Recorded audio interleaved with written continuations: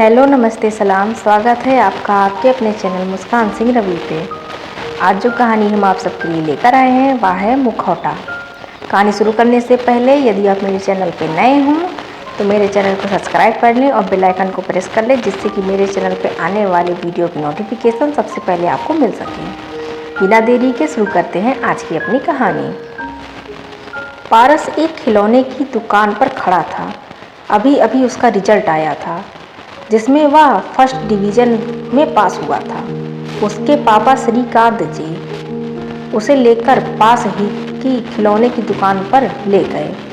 वहाँ पारस ने बहुत से खिलौने देखे, लेकिन उसे कुछ समझ नहीं आ रहा था। बहुत देर बाद उसे दुकान पर एक मुखौटा दिखाई दिया, जो कि एक मुस्कुराते हुए आदमी का था। उस मुखौटे में कुछ ऐसा था कि पारस उसे देखता ही रह गया, जैसे उस मुखौटे ने उस पर कोई जादू कर दिया। पारस अपने पापा से उस मुखौटे को लेने की जिद करने लगा। श्रीकांत जी, बेटा इसका क्या करेगा? कोई खिलौना ले ले, देख कितनी अच्छी कार है, रिमोट वाली।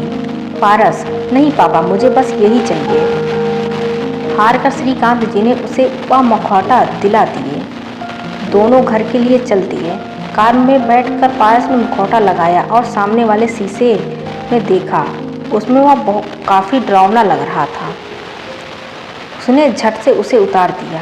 पापा क्या हुआ? अपनी शक्ल देखकर डर गए? यह कहकर पापा जोर से हंसने लगे। पारस, मैं किसी से नहीं डरता, वो बस पहली बार लगाया था तो अजीब सा लग रहा था।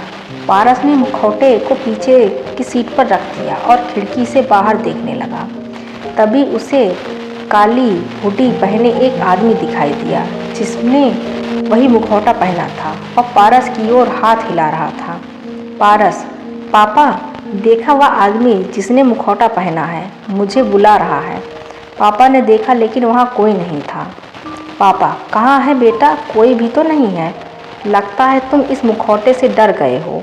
अगर ये तुम्हें पसंद नहीं है तो इसे बाहर फेंक दो। पारस, नहीं पापा, ये तो मैंने बहुत मन से खरीदा है। इससे मैं अपने दोस्तों को डराऊंगा। इसी तरह बातें करते करते दोनों घर आ जाते हैं। घर पर पारस की मम्मी तनुजा के पूछने पर पारस उन्हें मुखौटा दिखा देता है। तनुजा, बेटा ये क्या ले आए? इससे लोग डरेंगे।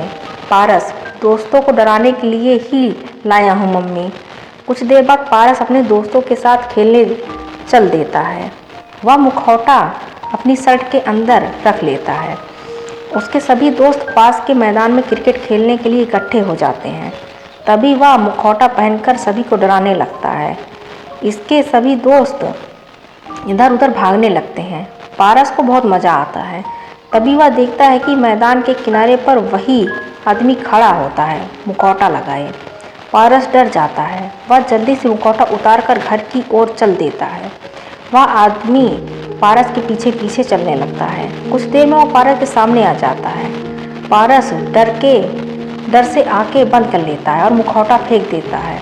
वह आदमी मुखौटा उठाकर उसे अपने कपड़े से साफ करता है। आदमी, बेटा डरो नहीं, मैं तुम्हें नुकसान नहीं पहुंचाऊंगा। पारस, ये मुखौटा तुम रख लो और मेरा पीछा छोड़ दो। आदमी, बेटा मैं तुम्हें डरा नहीं रहा हूँ, एक बार मेरी बात सुन लो। वह आदमी पारस को लेकर एक किनारे बैठ जाता है। फिर वह अपना मुखौटा उतारता है। पारस, अरे आप तो बिल्कुल हमारे जैसे दिखते हो, लेकिन आप इतने बड़े होकर मुखौटा पहनकर क्यों घूमते हो? आदमी, बेटा मैं एक जोकर का काम करता हूँ। बच्चों की पार्टियों में जोकर बनकर सबको हंसाता हूँ। यहाँ जहाँ बच्चों के साथ बड़े भी मज़े लेते हैं, मेरे मज़े उड़ाते हैं। मुझे इसके अलावा कुछ और नहीं आता।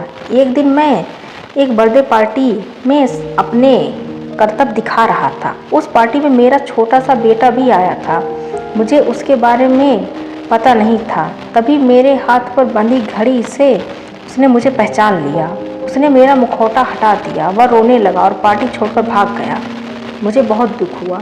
उसे बुरा लगा कि उसके पापा जोकर हैं। तब से वह मेरे से बात नहीं करता। मैं चाहता हूँ कि कुछ और काम करूँ, लेकिन मुझे कोई काम नहीं मिलता। उस दिन जब तुम यह मुखौटा खरीद रहे थे तो मैंने सोचा क्यों ना अपने बेटे से तुम्हें मिलवाऊं, जिससे वो अपने पापा से नफरत ना करे, उसे पता लगे कि और भी लोग मुखौटा पहनते हैं। पारस, बस इतनी सी बात है अंकल, यही पास ही में मेरा घर है। आप अपने बेटे को लेकर मेरे घर आइए, मैं उसे अच्छे से समझा दूंगा, लेकिन तब तक यह मुखौटा मत पहनिए। आदमी, बेटा तुम नहीं जानते तुमने मेरा कितना बड़ा बोझ हल्का कर दिया, तुम चलो मैं आता हूँ। पारस घर आ जाता है। वह घर आकर अपने मम्मी पापा को सारी बात बताता है। कुछ देर में वह आदमी अपने बेटे सूरज को लेकर आ जाता है। पारस, सूरज, तुम अपने पापा से गुस्सा क्यों हो? सूरज, भला किसी के पापा जोकर होते हैं? मेरे पापा ने मेरे दोस्तों के सामने इंसल्ट कर दी। श्रीकांत, बेटा कोई काम छोटा बड़ा नहीं होता, और वैसे भी तुम्हारे पापा ये सारा काम मुखौटा लगा कर करते हैं, इसलिए चिंता करने की कोई ज़रूरत नहीं, उन्हें कोई नहीं पहचानता। इसके बाद पारस सूरज को वह मुखौटा दिखाता है। उसे पहनते ही पारस का चेहरा ढक जाता है। सूरज भी मुखौटा पहनकर देखता है। तनुजा, बेटा आपके पापा बहुत महान काम करते हैं, बच्चों को हंसाने का ऐसा हर कोई नहीं कर सकता। फिर भी अगर तुम्हें ये सब पसंद नहीं तो उन्हें समय दो, वो अपना काम बदल लेंगे। उसके लिए उन्हें कोई और काम सीखना होगा जिसमें समय लगेगा, लेकिन अगर तुम उनसे गुस्सा रहोगे तो उन्हें बहुत बुरा लगेगा। यह सुनकर सूरज रोने लगता है और अपने पापा से लिपटकर माफ़ी मांगने लगता है।